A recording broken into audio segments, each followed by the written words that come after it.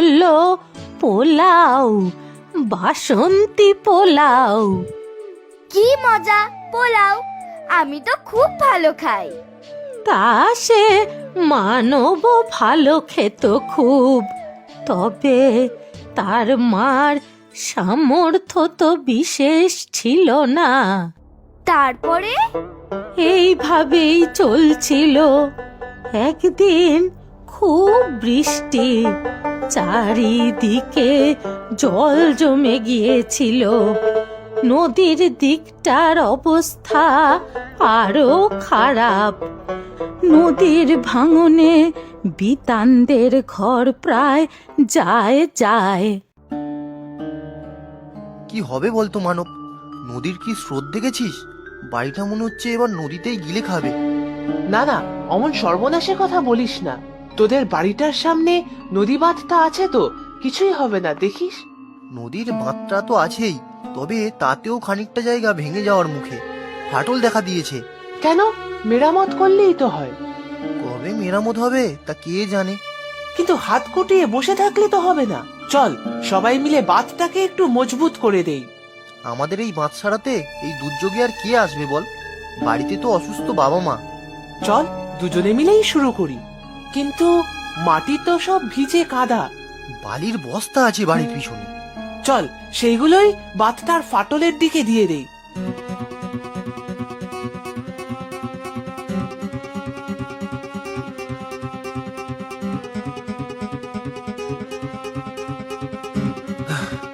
যাক, এদিকটা বেশ মেরামত করা গিয়েছে। মনে হচ্ছে বসত বাড়িটা এবার বেঁচে যাবে। যা উপকার করলি ভাই, কি বলেছে তোকে? থাক থাক, আর ইনিয়ে বিনিয়ে বলতে হবে না। চল দুজনে মিলে মুড়ি আর তেলে ভাজা খাই। মা জন্মদিনে 2 টাকা দিয়েছিল। চল, হয়ে যাবে দুজনের। চল তাহলে, খিদেও পেয়েছে বেশ। বাহ ঠাকুমা, কি ভালো বন্ধু ওরা দুজন। আমারও স্কুলে এক বন্ধু আছে, খুব ভালো বন্ধু, সৌমিতা। হ্যাঁ, এইভাবেই চলছিল। একদিন ঘটল এক বিশাল বিপদ। বিপদ? বিপদ বলে বিপদ, সে এক মহা বিপদ। সেদিনও ছিল এক রবিবার। বিতানার মানব ঠিক করলো ঘোষালদের বাড়িতে পেয়ারা পাড়তে যাবে। চুপি চুপি চল মানব, এখন ওদিকটাই কেউ থাকবে না। পাঁচিল টপকাতে হবে কিন্তু। তুই জানিস কোন দিকে পেয়ারা গাছগুলো? হ্যাঁ জানি তো, ওই পেছন দিকটাতে পাঁচিলের ওদিকে কতগুলো ছোট ভাড়া আছে, ওখান থেকে টপকাতে হবে। পারবি তো?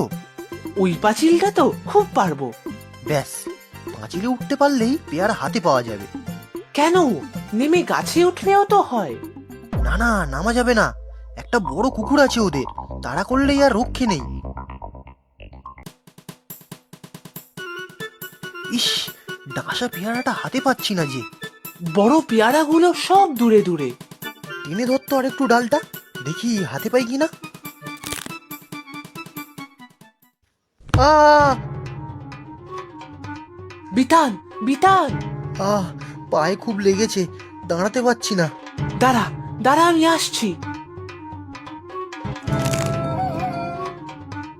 চল চল তাড়াতাড়ি, কেউ দেখে ফেলবে। ডান পা নাড়াতে পারছি না, প্রচন্ড ব্যথা করছে। আমার ঘাড়ে হাত দে। ওঠ ভাই, পালাতে আমাদের হবে। ওই কুকুরটা জেগে গিয়েছে নিশ্চয়ই। ওঠ ওঠ বিতান। আহ আর পাচ্ছি না।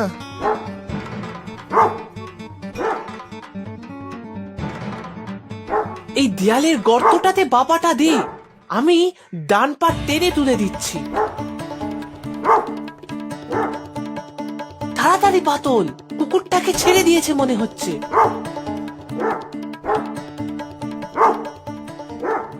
বাপরে, ঠিক সময় পাঁচিলে চড়েছি, না হলে কামড়ে ছিঁড়ে ফেলতো। চল পালাই। আহ আহ আমি আমি তো হাঁটতেই পারবো না, পা যে নিচে ফেলতেই পারছি না। আহ পা ভেঙেছে নিশ্চয়ই। ভয় পাস না বিতান, তোকে হসপিটালে নিয়ে যাব। হসপিটাল তো অনেক দূর। তোকে পিঠে করে নিয়ে যাব, চিন্তা করিস না, আমি তো আছি। তারপর কি হলো ঠাকুমা? পা ঠিক হলো? পায়ে অপারেশন হলো, স্টিলের পাত বসলো, তবে পার সোজা হলো না। এখনো তো সে খুঁড়িয়ে খুঁড়িয়েই হাঁটে। তারপর ঠাকুমা কি হলো?